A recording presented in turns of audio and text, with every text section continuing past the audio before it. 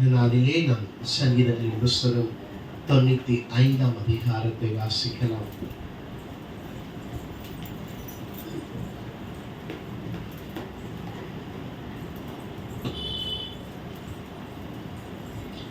கர்த்தரை கம்பீரமாய் பாடி நம்முடைய இரட்சணிய கண்மலையை சங்கீர்த்தனம் பண்ண கடவோம் வாருங்கள்.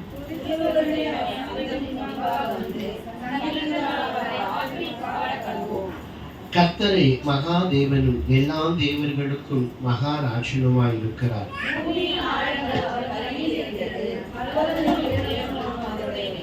சமுத்திரம் அவருடையது, அவரே அதை உண்டாக்கினார். வெட்டாந்தரையும் அவருடைய கரம் உருவாக்கிட்டு.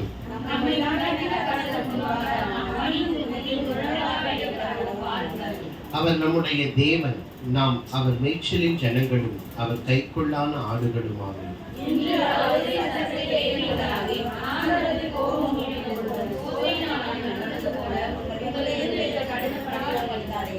அங்கே உங்கள் பிதாக்கள் என்னை சோதித்து என்னை பரீட்சை பார்த்து என் கிரியையும் கண்டார்கள்.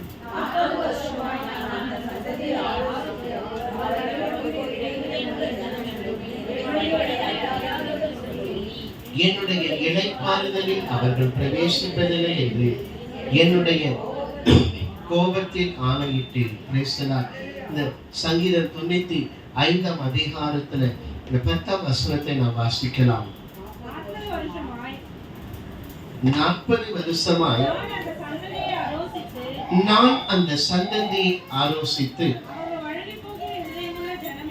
அவர்கள் வழுவி போகிற இருதயமுள்ள ஜனங்கள் என்றும் என்னுடைய வழிகளை அறியாதவர்கள் என்று சொல்லி என்னுடைய இளைப்பாறுதலில் அவர்கள் பிரவேசிப்பதில்லை என்று என்னுடைய கோபத்தில் நான் ஆணையிட்டேன். இங்கே சங்கீதங்களின் புஸ்தகம் 95ஆம் அதிகாரம் 10ஆம் வசனத்தை கர்த்தருடைய வார்த்தை சொல்லுகிறது. 40 வருஷமாய் நான் அந்த சந்ததியை ஆலோசித்து அவர்கள் வழுவி போகிற இருதயம் உள்ளவர்கள். இஸ்ரவேல் ஜனங்களை தேவனாகிய கர்த்தர் எகிப்து தேசத்திலிருந்து நடத்தி கொண்டு வந்தார். வழியிலே வரும் பொழுது அவர்கள் செங்கடலை கடந்து வந்தார்கள். வனாந்தரத்திலே பல அற்புதங்களை தேவனாகிய கர்த்தர் அவர்களுக்கு செய்தார். வானத்திலிருந்து மன்னாவை அவர்களுக்கு வரிசிக்க பண்ணினார். கண்மலையிலிருந்து அவர்களுக்கு தண்ணீரை புறப்பட பண்ணினார். அவர்கள் இறைச்சியை கேட்ட பொழுது அவர்கள் இறைச்சியை காடைகளை கொண்டு வந்து கொடுத்தார். இப்படியாக இஸ்ரவேல் ஜனங்களை எகிப்து தேசத்திலிருந்து தேவனாகிய கர்த்தர் நடத்தி கொண்டு வரும் பொழுது அவர்களை அற்புதமாய் நடத்தினார். அவர்களை அதிசயமாய் நடத்தினார். வேதம் சொல்லுகிறது, எகிப்து தேசத்திலே நடந்தது போலவே நான் உங்களை அதிசயங்களை காண பண்ணுவேன். எகிப்து தேசத்திலிருந்து அந்த ஜனங்கள் புறப்பட்ட ஒவ்வொரு நாளிலிருந்து தேவனாகிய கர்த்தர் அவருடைய ஜனங்களை அதிசயமாய் அற்புதமாய் நடத்தினார். ஆனாலும் ஆண்டவர் துக்கத்தோடு அந்த இடத்துல சொல்லுகிறார், அவர்களை நான் 40 வருஷ காலமாய் ஆலோசித்தும் அவர்கள் எப்படிப்பட்ட இருதயம் உள்ளவர்களாய் இருந்தார்கள்? வழுவி போகிற இருதயம். இன்றைக்கு அநேக ஜனங்கள் கர்த்தரை விசுவாசிக்கிறார்கள், கர்த்தரை நம்புகிறார்கள், கர்த்தரை தெய்வமாக ஏற்றுக்கொள்ளுகிறார்கள். அவர்களுக்கு அற்புதம் நடக்கும் பொழுதெல்லாம் கர்த்தரை விசுவாசிக்கிறார்கள். அவர்களுக்கு அதிசயம் நடக்கும் பொழுதெல்லாம் கர்த்தரை விசுவாசிக்கிறார்கள். அவர்களுக்கு உபத்திரவம், அவர்களுக்கு பிரச்சனைகள், அவர்களுக்கு பற்றாக்குறைகள் வரும் பொழுதெல்லாம் அவர்கள் இருதயம் வழுவி போகிற இருதயமாக இருக்கிறது. இன்னைக்கு நிறைய பேர் கர்த்தரை விட்டு என்ன பண்றாங்க? அவருடைய இருதயம் வழுகி போகிறது. அற்புதங்களுக்காக மாத்திரம் கர்த்தரை அவர்கள் என்ன பண்றாங்க? தேடி வராங்க. அற்புதம் நடக்கிறனா கர்த்தரை ஜெபிக்கிறாங்க. அதிசயம் நடக்கிறனா ஆலயத்தை தேடி வராங்க.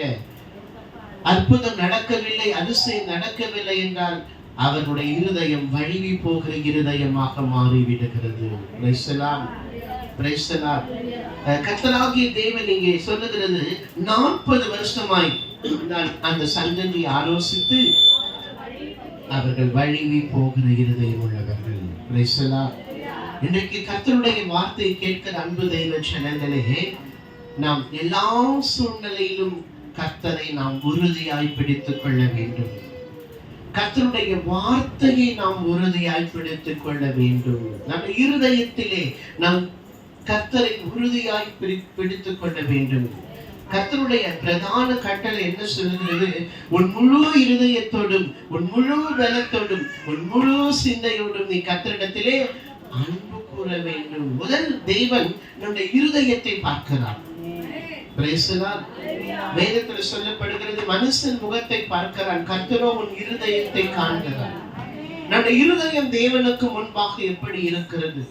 அற்புதம் நடந்தால் இருதயத்திலே கர்த்தரை விசுவாசிக்கிறோம். அதிசயம் நடந்தால் கர்த்தரை இருதயத்திலே விசுவாசிக்கிறோம். நாம் நினைத்தது நடக்கவில்லை, நாம் ஜெபித்தது நடக்கவில்லை என்றால் நம்ம இருதயம் வலிவி போகிற இருதயமாய் இருக்க கூடாது.